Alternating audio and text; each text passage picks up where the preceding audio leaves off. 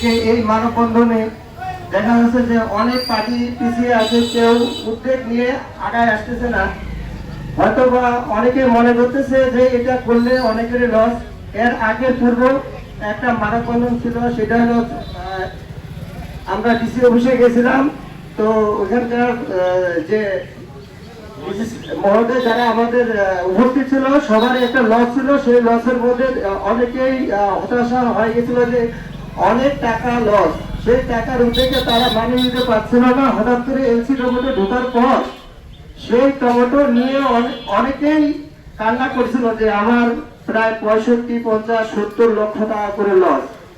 আজকে সেই সময় সেই ডিসি অফিসের যে আপনার রেজিস্ট্রেট স্যার ছিল, উনি যেটা বলছিল যে আপনারা যে উদ্যোগটা নিলেন সেটা আগে নেওয়ার দরকার ছিল। আপনারা এখন এলসি যে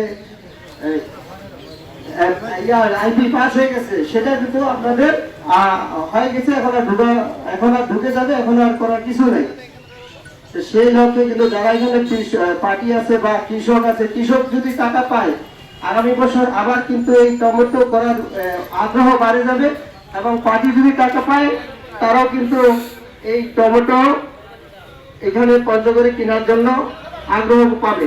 তো সেই ক্ষেত্রে আমি বলতে যাচ্ছি যে যারা পার্টি আছেন, কৃষক আছেন, অনেক এই যে মাইকিং করা হয়েছিল, 2 দিন থেকে মাইকিং চলতেছে যে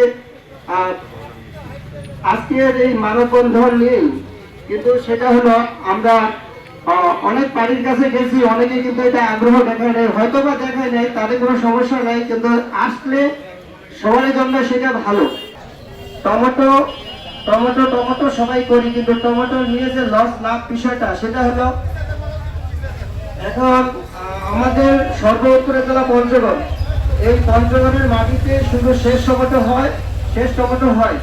বিভিন্ন জায়গায় টমেটো হওয়ার পরেই কিন্তু পঞ্চগড়ে আসে। সেই পঞ্চগড় শেষ হলে ইন্ডিয়ার এলসি ঢুকে বাংলাদেশে, আর এই বাংলাদেশে যখন টমেটো ঢুকে তখন কিন্তু আমাদের পঞ্চগড়ের টমেটোটা দাম পায় না।